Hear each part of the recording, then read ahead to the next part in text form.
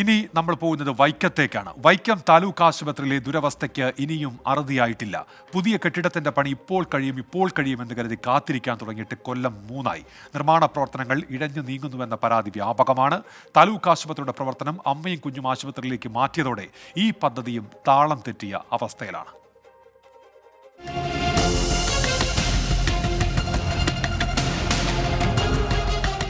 ആർദ്രം മിഷന്റെ ഭാഗമായിട്ട് 82 കോടി രൂപ ചിലവഴിച്ചാണ് വൈക്കം താലൂക്ക് ആശുപത്രിക്ക് പുതിയ കെട്ടിടം നിർമ്മിക്കാൻ തീരുമാനിച്ചത്. 2021 പദ്ധതിക്ക് തറക്കല്ലിട്ട് നിർമ്മാണം ആരംഭിക്കുകയും ചെയ്തു. 2 ലക്ഷം ചതുരശ്ര അടി വിസ്തീർണത്തിൽ വലിയ സൗകര്യങ്ങളോടെയാണ് പുതിയ കെട്ടിടം നിർമ്മിക്കാൻ തീരുമാനിച്ചത്. എന്നാൽ 3 വർഷമായിട്ടും നിർമ്മാണം ഇഴഞ്ഞു നീങ്ങുകയാണെന്നാണ് പരാതി. ഇത് ആശുപത്രിയുടെ പ്രവർത്തനം വിപുലീകരിക്കുന്നതിനും കൂടുതൽ ജനോപകാരപ്രദമാക്കുന്നതിനുമുള്ള അസൗകര്യം നേരിടുന്നുണ്ട്. അതുകൊണ്ട് തന്നെ അടിയന്തരമായിട്ട് ഇപ്പോൾ രൂപകൽപ്പന ചെയ്തിട്ടുള്ള പറഞ്ഞാൽ വളരെ വിപുലമായ സംവിധാനത്തോടുകൂടി ഉള്ള ഒരു ആശുപത്രിയാണ് രൂപകൽപ്പന ചെയ്തിട്ടുള്ളത്. ആ രൂപകൽപ്പന ചെയ്തിട്ടുള്ള പോലെ ആശുപത്രിയുടെ പ്രവർത്തനം അടിയന്തരമായിട്ട് പൂർത്തിയാക്കണം. കെട്ടിടത്തിന്റെ 3/4 ഭാഗവും നിർമ്മിച്ചു കഴിഞ്ഞു. കുറച്ച് ജോലികൾ കൂടി മാത്രമേ ബാക്കിയുള്ളൂ. എന്നാൽ ഇത് വൈകുന്നതാണ് പ്രതിഷേധങ്ങൾക്ക് കാരണം. ഉപദേശ സമിതി എന്ന് പറയുന്നത് ഹോസ്പിറ്റൽ ഉപദേശ സമിതിയാണ് ഉണ്ടായിരുന്നത്.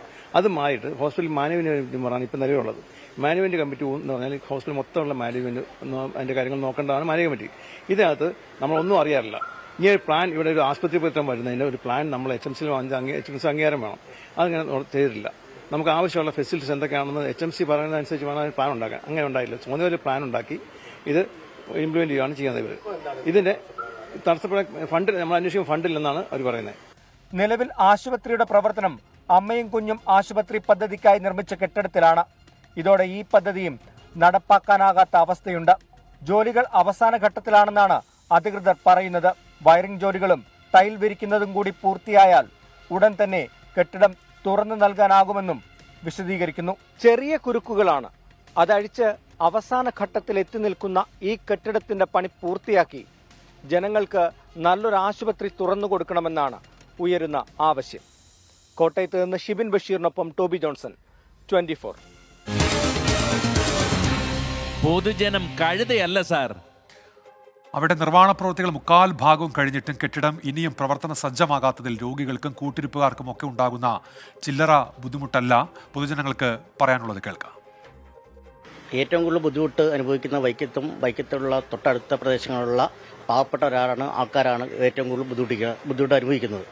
അവർക്കിത് എത്രയും പെട്ടെന്ന് തുറന്നു കൊടുക്കുകയാണെങ്കിൽ സാധാരണക്കാർക്ക് കൂടുതൽ ആരോഗ്യനില മെച്ചപ്പെടാനും അതിനുവേണ്ടിയുള്ള സമയം ഉണ്ടാക്കാനാണ് ഈ സർക്കാർ ആദ്യം ചെയ്യേണ്ടതും. നാട്ടുകാർക്ക് തന്നെയല്ല, ഇവിടെയുള്ള കടക്കാർക്കും ഒന്നും കച്ചവടമില്ല. അതുപോലെ തന്നെ എല്ലാവരെയും കൊണ്ട് ഇവിടെ ഇപ്പോൾ വന്ന കാഷ്വാലിറ്റി വന്ന ഉടനെ മെഡിക്കൽ കോളേജിൽ പറഞ്ഞു വിട്ടേക്കുക. കാരണം ഇവിടെ ഫെസിലിറ്റീസ് ഇല്ല. ഫെസിലിറ്റി ഉണ്ട്. ഇങ്ങോട്ട് മാറിക്കഴിഞ്ഞാൽ പെട്ടെന്ന് പണിയെ തീർത്തു കഴിഞ്ഞാൽ ഫെസിലിറ്റീസ് ഇല്ല. അതിന്റെ ഒരു ചെറിയ ബുദ്ധിമുട്ടൊക്കെ ഉണ്ട്. എന്നാലും നന്നാവും എന്നുള്ളൊരു പ്രതീക്ഷയിലാണ് ഞങ്ങളൊക്കെ ഇരിക്കുന്നത്. ഇപ്പൊ മെഡിക്കൽ കോളേജിലേക്കാണ് പോകുന്നത്. മിക്കവാറും വൈക്കത്താനുള്ള സൗകര്യങ്ങളൊന്നും ഇല്ല. എന്ത് ചെറിയ ആവശ്യങ്ങൾ വന്നാൽ പോലും മെഡിക്കൽ കോളേജ് വേണ്ടിയാണ് ഇപ്പം ആശ്രയിക്കുന്നത്. അത് മാറ്റി ഒരു നല്ല സംവിധാനം വേണമെന്നാണ് നമ്മുടെ ആഗ്രഹം.